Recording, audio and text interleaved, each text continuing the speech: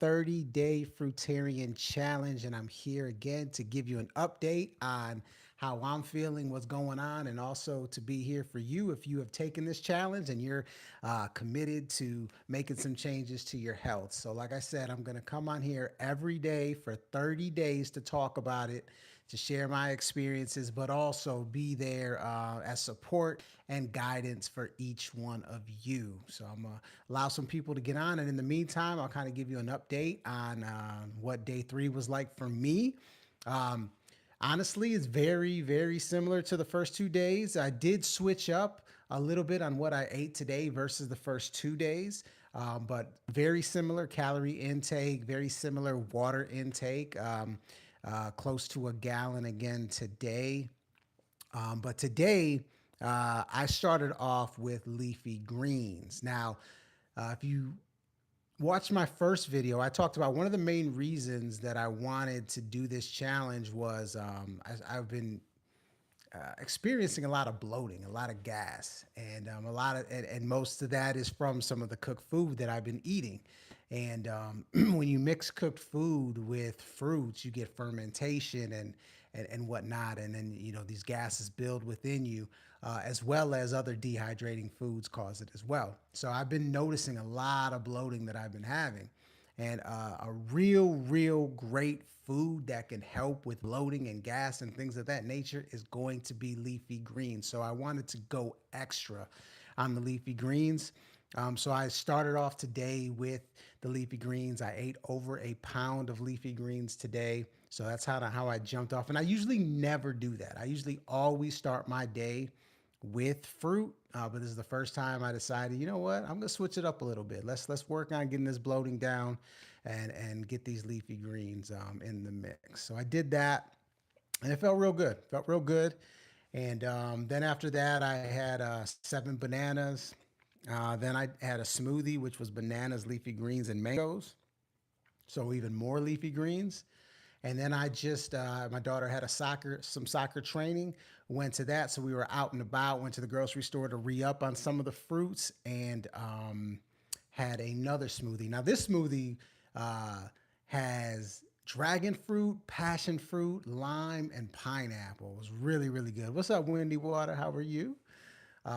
Really good. Super sweet. I've never had that particular smoothie before, and it definitely hit the spot. It was about 350 calories. So kind of fit right in with where I was. So I'm about at, I think I'm roughly around 1,800, 1,900 calories today. So, pretty much in line with the first 2 days. I think I've lost a total of 2.2 pounds, I think, in the first 3 days. Well, first 2 days. We'll see where I'm at tomorrow morning. But that's kind of the update on where I'm at. Now, I did get to go to the grocery store and re up on some stuff. Um, I was able to get some mangoes, so I'm fingers crossed that those are going to come out good because mangoes in Texas and America are hit or miss. But hopefully they're good. They looked good, right? Got some more bananas, got some more grapes, got 2 pineapples, which my daughter's probably going to end up eating those, but she loves pineapple. But still, if I'm able to get some, right? The stream is about this is a 30-day Fruitarian challenge. I am going to be eating a Fruitarian diet for the next 30 days, and this is day 3. Fruitarian is going to be eating nothing but raw fruits, veggie fruits, leafy greens, nuts, and seeds. All right, for 30 days. All right, now my normal diet consists of about 85 to 90% of the fruitarian diet, but I've fallen off a little bit. So that was one of the main reasons why I wanted to challenge myself. So I appreciate you guys tuning in. And look, if you want to join this challenge, or if you want to just make some changes in your life, maybe challenge yourself to not eat meat for 30 days, or not eat processed food for 30 days, or not drink alcohol for 30 days, or not smoke for 30 days, whatever it is, like that's kind of what this challenge and what these lives are about, is just to kind of give everyone an update to see what it looks like. A lot of people ask me, man, what do you eat? How can you eat fruit for 30 days? Well, this is how. Like, we're already at day 3, and I've shown you that my daily diet, what it consists of every single day. And I'm happy, I have energy, I feel good, and that's ultimately what's important. All right. So that's kind of where I'm at. I'm looking forward to what's coming because I got some new fruits in the mix. Mangoes. I love mangoes. So as soon as those ripen, I'll be able to throw those in as well. So that's going to be good.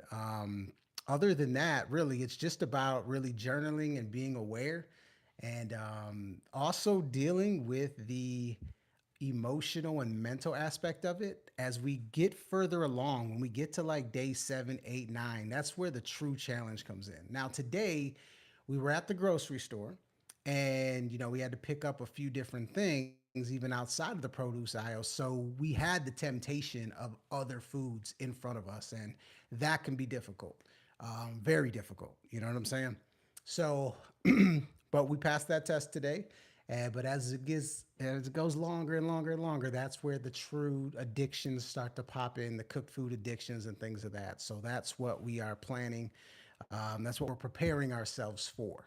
And then from a spiritual aspect, meditation, making sure that I'm sticking with my daily routines to keep my mindset right throughout this entire process is extremely important as well. So every morning I do my Tai Chi, then I do some yoga, then I do a little bit of calisthenics, then I take my walk, right? And try to be symbiotic with nature. That's just as important as the food that I'm eating because it all matters, right? At the end of the day, it all matters. Being out in nature matters. Being outside in sunlight matters. Moving your body matters because if you don't move it, you lose it. And that's a big part of it too. So, that's kind of where it's at. I'd love to hear from you. If you have any questions about the fruitarian diet, questions about, if I eat too much of this food, is it going to do this to me? Where do I get my protein? All those different questions. I know those questions pop up in your head when you hear somebody talk about, eating nothing but fruit and leafy greens for 30 days. But, you know, at the end of the day, it is what we are physiologically built to eat. Like we digest that type of food better than any other type of food. And that's why we thrive when we're on it. All right. So, I'm not sure what that quote means, Windy Water, but appreciate you posting it. Anyways, that's kind of where it's at. So, look, my goals within this whole 30 days is to get me back on track, number one. Number two is to eliminate some of the ailments that I've been dealing with in the last couple months, mainly bloating and gas, right? And number three, really just to kind of do something communal with everybody out there to kind of show them what it looks like, show you what it looks like to eat a 100% fruitarian diet or even a majority fruitarian diet at the end of the day. Because look, at the end of the day, the closer you get to what I call the gold standard, which is the fruitarian diet, the healthier you're going to be, right? Does that mean that you have to be 100%? No, that doesn't mean that. It's all about incremental steps and it's about being better every day, right? So that means if you're eating 90% cooked food and 10% raw, let's try to get to 80/20, and then 70/30, and then so on and so on, right? And giving yourself grace too, right? Oh, well, appreciate that, Wendy Water. I appreciate that. But, anyways, I'll leave it out to you guys. If you guys have any questions, even if you're watching the replay, go ahead and hit us with a hashtag replay and throw any questions out there too. I'll make sure that I'll get back to you. And also check out my channel because my channel, man, I got over 100, 100, over 150 videos. I know that on natural health, on the natural diet tips, my journey to a fruit-based lifestyle. I'm also going to be adding some videos about us looking for our new home because we are going to be moving from the United States to a tropical area. So I'm going to be dropping some videos on that and our exploration to find a place that aligns with our lifestyle, that we can have our own fruit trees and grow our own food versus having to rely on, corporate America and whatnot. So stay tuned for all that. Make sure you do subscribe. Thumbs up help tremendously because look, the algorithm does you no favors. So the more thumbs up, the more comments, the more shares and things of that nature, like the better chance we have to get in front of people who could utilize this information and want to make some changes in their life, right? Does it help to eat steak and is it good for your body? Steak is not good for your body. There is nothing about a steak that is good for your body. We are not built to eat steak. Steak is a few different things. Number one, when you cook steak, what are you cooking it with? You're cooking it with oil. You're cooking it with fat. You're adding all type of seasonings to it just so it's, you know, edible, because ain't nobody eating a raw steak around here.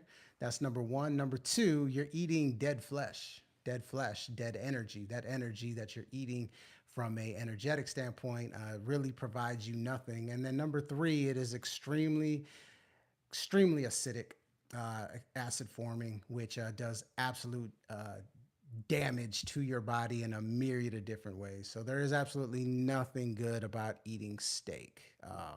Unfortunately, we've been conditioned to eat, from generations to be eating steak. So we've been accustomed to thinking that is a staple in our diet, and it should not be.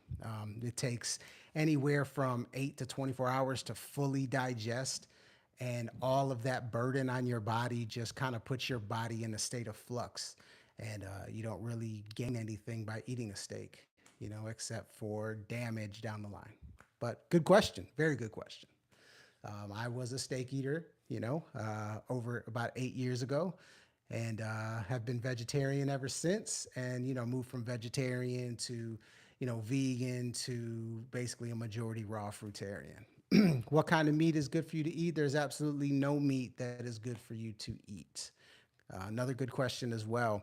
When you look at the types of foods that are most energy efficient, because energy efficient is extremely important, meaning you want to gain energy from the food that you're eating and not utilize so much energy in digestion, so you have a net energy to utilize. The more net energy you have, the more vitality you have. The more vitality you have, the more opportunity you have for your body to heal itself and regenerate new tissue and new cells. So all meats, and this is fish, this is white meat, this is red meat, this is chicken, this is pork, lamb, whatever, down the line, all meat is at a negative energy efficiency, because you're not getting any energy from that food. Besides calories, you're not getting any electromagnetic energy from that food, and it does destruction on your digestive system because it has to work so hard to digest it, mainly because we're not built to eat it, right? Meats are mainly protein and fat. That's it, right? Our body is built to run off of carbohydrates. So, no, there is no good meat to eat. I'm sorry if you've heard that before, but I mean, if you've heard otherwise, but yeah, there is no meat that is actually good for you. But good question. Keep bringing them. I think these are great questions because of the misconception. People think, well, if I eat fish, it's better. Okay, well, fish might be better on one end, as far as some of the breakdowns of the meat, but think of fish and kind of what consumes them. They're full of mercury and other things that are just absolutely toxic for your body.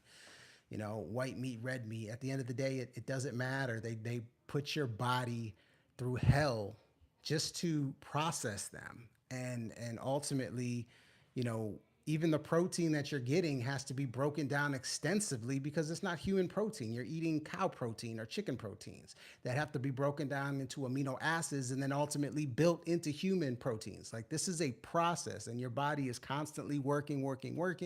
And the more it works, the less energy it has left. Is milk good for you? No, milk is definitely not good for you. No dairy is good for you. We're not meant to eat milk. The only milk that we're meant to eat is our mother's milk.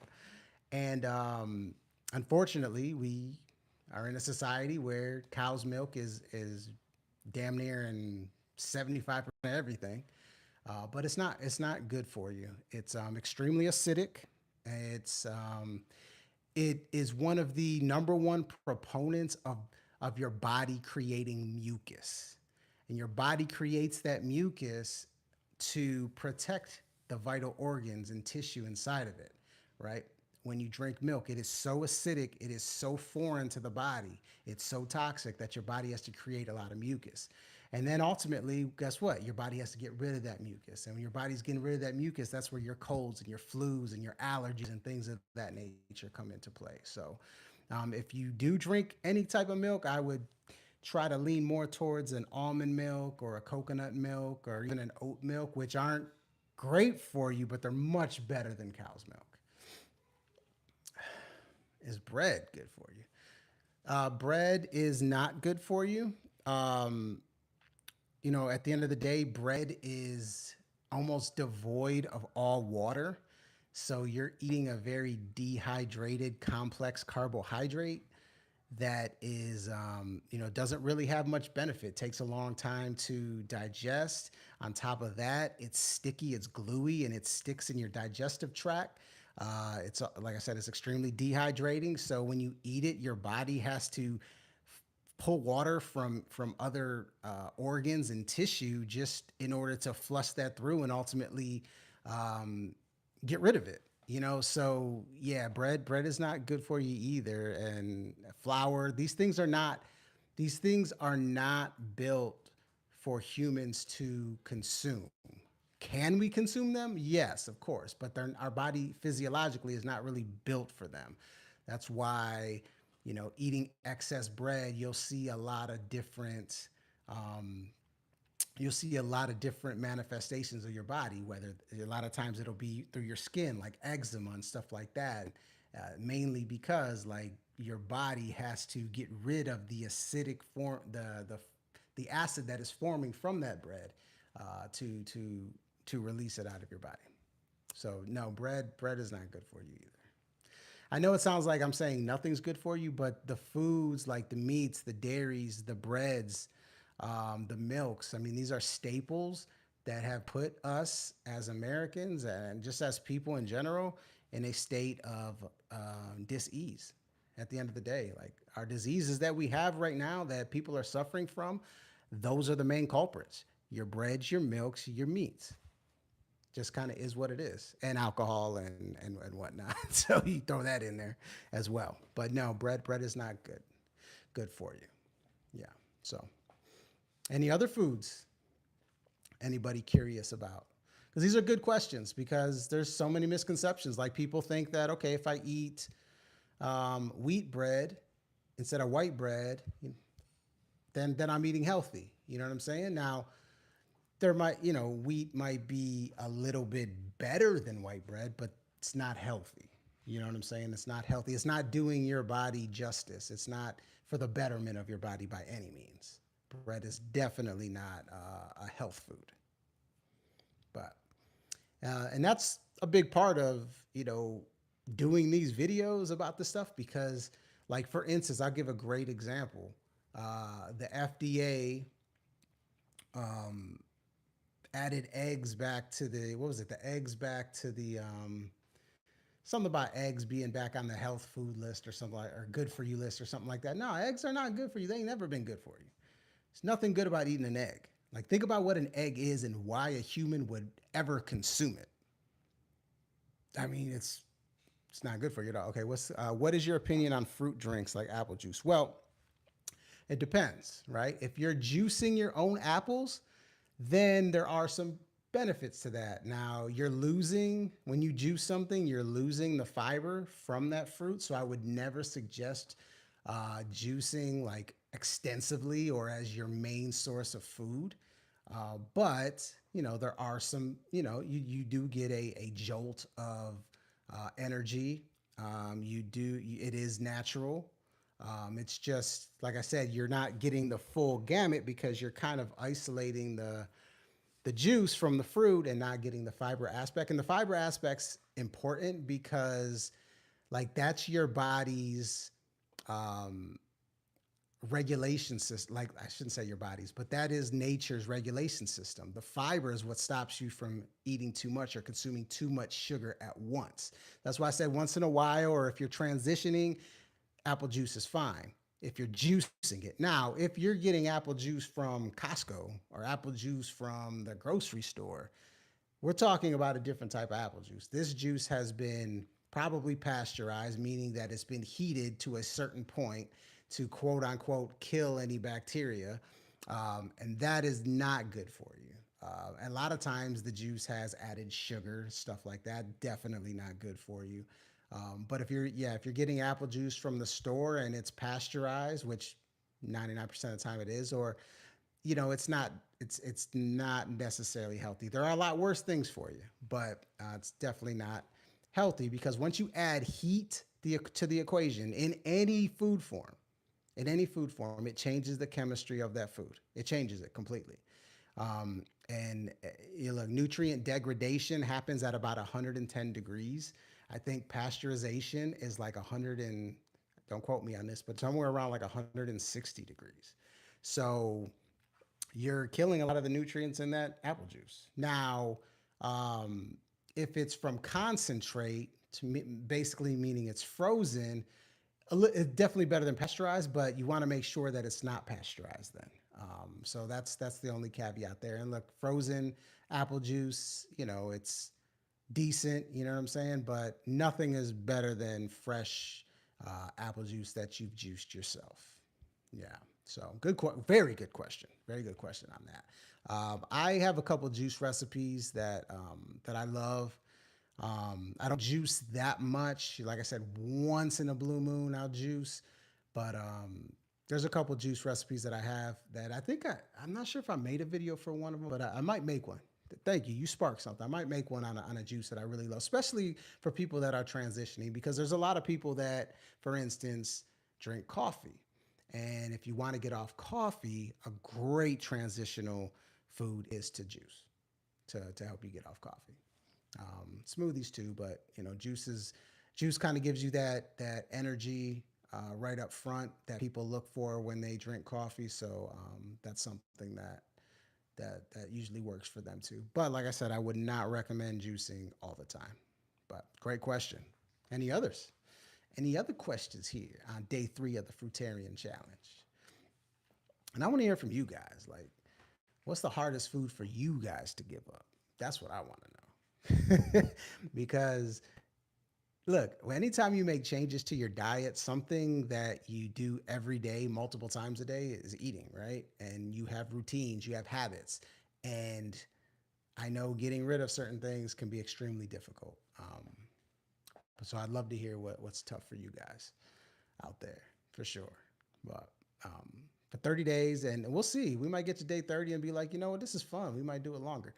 Now, as far as my diet goes, I mean, like it's majority this way anyway. So it's like I said, day 3 is not really that tough. It's really going to be more in the middle area because by day 7, 8, 9, I'd be used to having at least one cooked meal.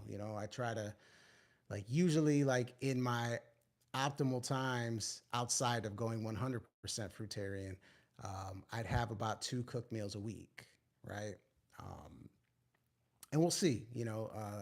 Eventually I might get to the point where it's 100%. I'm 100% fruitarian, but right now I'm not. So we'll see. But anyway, good questions. I'll give it one last op. If anybody has any more questions about any foods or anything like that, or if you want to share some of what you go through, or what food's hard for you to give up, please share. I'd love to talk about it. Otherwise, I'll be back again tomorrow, day 4, to share my update on where I'm at, how I'm feeling, what I ate, and to answer questions. Too much pineapple. Too much pineapple, as in you ate too much pineapple, or is too much pineapple bad for you? Let's see. We'll get back to you, Jabita Kandi. How good watermelon for you? Someone is telling me that it is bad. Too much pineapple makes me poop. So let's get to that. Too much pineapple makes me poop. Well, the beautiful thing about fruit is that it packs this beautiful thing called fiber. And yeah, too much might make you poop, but it's a good thing, right? Pooping is good that you are relieving yourself of digestive waste, right? So never a bad thing. Never a bad thing there. All right? And it's good to know, because if there's a time where you can't poop, or you're going a day without pooping, or a couple of days without pooping, you can rely on pineapple to do it for you. So that's a positive aspect there. And different fruits are gonna, you're gonna react different. Everyone's gonna react differently because we all have different dispositions when it comes to food and how we eliminate and whatnot. Houston Texan. Okay, okay. Well, I'm a Texan too. I'm up here in the Dallas area. Shout out. I like it. I like it. Um, But another thing about pineapple too, and if the pineapple is causing you bad bowel movements, now this is the other side. If they're bad bowel movements, they're not normal healthy ones, then the pineapple you're eating is probably either not ripe, which most of them are picked not ripe. Like you go to the grocery store, they're all green. Pineapples aren't supposed to be green; they're supposed to be yellow. All right. So if that's happening, most likely you're eating either a pineapple that's going bad or that isn't ripe yet. All right. So that's a key caveat to that. Let's see. How good are watermelon? Okay. So watermelon, it's a, this is the thing about melons, but I'll talk about watermelon in particular. Watermelon is actually the most energy efficient food on the planet. Energy efficient, meaning you get a ton of energy, just maybe more, just as much energy as any fruit, but they digest so fast because they're made of mostly water. So they digest, roughly in about 30 minutes. So you can't eat watermelon with anything else. You need to eat watermelon by itself because if you eat it with anything else, the watermelon is going to sit in your stomach while the other things digest because your digestive system works always with the slowest digesting food. So you want to eat watermelons by themselves. If not, they're going to sit in your stomach. They're going to ferment. They're going to cause things like melon belly and stomach aches and inflammation in your stomach and things of that nature. So that's the caveat with watermelon. You want to eat them by themselves, right? And just understand like there's so much water in watermelon. You got to kind of ration how much you eat at a time because you can give yourself a stomach ache as well. Like they call it melon belly. So there's a lot of parameters that go with watermelon, but if done right, it is the most energy efficient food on the planet. Extreme amounts of energy, very, very little burden on digestion because it digests so fast. All right. So, good question. Very good question on the watermelon. I love watermelons. Now, unfortunately, this summer was the worst watermelon season that I've ever experienced. Unfortunately, and I didn't really get to eat many because they were all so bad. But hopefully next year they'll make a comeback. We can get back on Watermelon Island. Well, I shouldn't say Watermelon Island. I would never do Watermelon Island, but we'll get back to eating watermelons. But the honeydews were very good. And in fact, there's a honeydew called the golden honeydew. That's become one of my favorite fruits. It was absolutely delicious. Absolutely delicious, extremely energy efficient. Just love them. I get them at Costco. They're fantastic. All right, so last round. Any other questions out there? Anybody else got any questions on any fruits, food, things of that nature? Please share and make sure you subscribe to the channel as well. And if you're watching our replay, hit us with that hashtag replay and any questions that you may have. All right. Otherwise, I will be back tomorrow. I don't know what time. That's the thing. When you do a live every day, it's going to be random. So make sure you hit that notification button so you know that if I'm going live, you're going to get notified because we're going to talk about it. Tomorrow's another day, another round of food, and we're going to get this thing going. What is the best thing to eat for your body? Fruit. Fruit. Fruit is the best thing to eat for your body. And you pick it. Pick the fruit. The only fruit I would pull back on a little bit would be avocado and coconut, some of the more fatty fruits because of the fat content. You don't want to eat that much fat, but they're both great for you. It's just you want to eat those in moderation. But every other fruit, best thing your body, high electricity, low burden on the body. That is how you stay healthy. High electricity, electrical food, energetic food. We are energetic beings. We need food from the earth that provides energy. Simple carbs, the most efficient energy source to our body beside air. Fruit, number one, by far. That's not even close. Like there shouldn't even be. There's no debate. That fruit is the most important. All right. Any other questions? Because these are good. These are really good. So I don't want to shortchange anyone out there. If you got another good question, because I'm actually, actually made a video. It'll be coming out in a couple weeks about what I believe is the best fruit. Is the one fruit. Like if you had to pick one fruit, what would that one fruit be? I actually made a video about what that is. So stay tuned for that one. That one will be dropping. I don't want to like give it away yet. You know what I'm saying? So you got to wait for that one. But yeah, I'll go into detail on why I believe this is the best fruit that you can get. All right. Anything else? Are we gonna shut it down? It's good stuff. Giving it five, four, three. Well, check it out, everybody. Yeah, tomorrow I'll be there. What about vegetables? Ooh, okay. The questions, they're good questions. They keep coming up. All right, vegetables. Great question. Great question.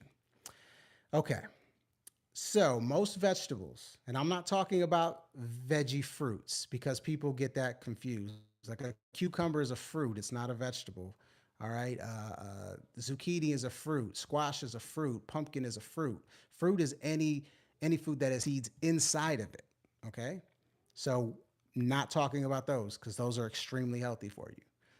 But the other vegetables, right? When we're talking about like carrots, or we're talking about broccoli, right? Anything where the seeds are not inside of it, then technically we are not built to eat it.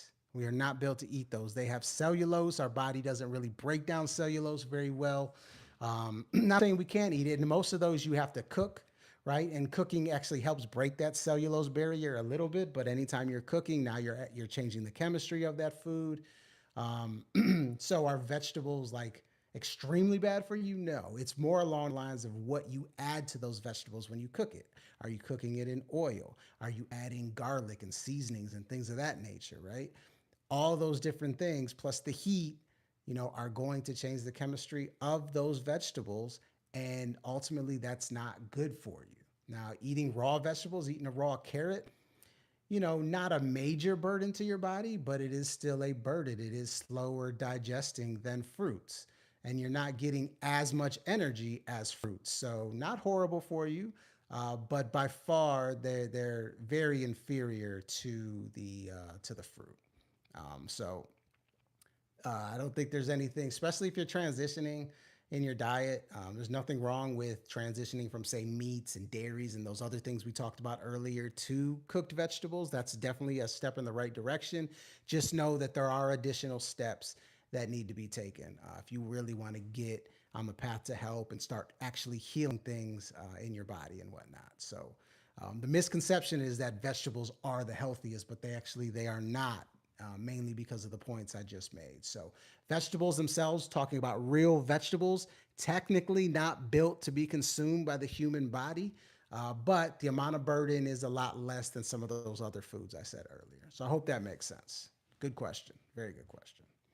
These are great questions because I was like that too. Like, I grew up thinking that vegetables were the end all be all when it came to healthy food, right? And people think because of the way they taste, because they don't always taste very good, especially raw, um, that they kind of correlated eating healthy with food that tastes bad. And that's really sad because it's so untrue because fruits are in my opinion, the best tasting food on the planet. Like they're sweet.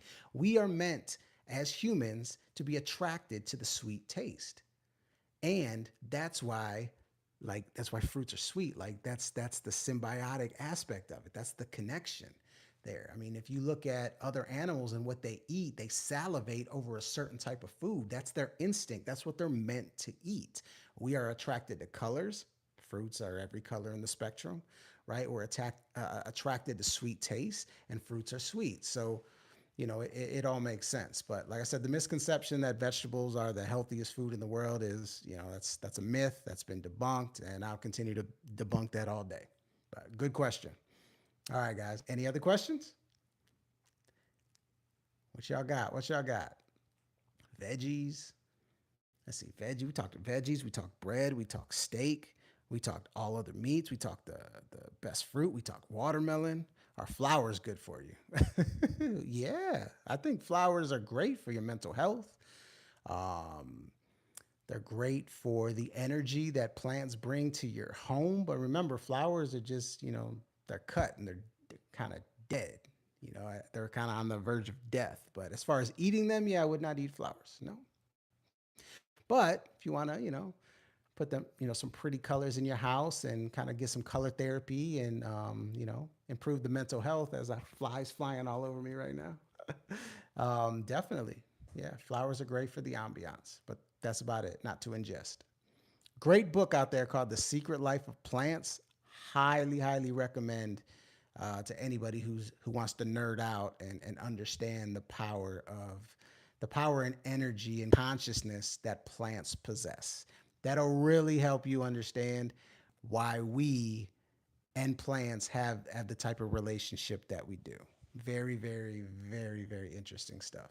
So shout out to anybody who's read that book because it's great. All right. I'm gonna one more question, and then I'm gonna shut it down for tonight and save these for tomorrow because I'll be back on tomorrow and the next day and the next day, all the way to day 30. All right. And if not, you'll catch me another time. I'm gonna start going live a lot more. So I'm really enjoying this. Anybody else? All right. Well, all right. We're going to shut it down then. All right. So, look, I appreciate you guys jumping on to this live. Really looking forward to tomorrow's live and just continue to talk about it. So, if you have any questions, anything that popped up in your head, you can either throw them, in the comment section here and I'll make sure I get to them or save them for tomorrow when I go live. All right, everybody. Peace, love, and light. I'm out of here.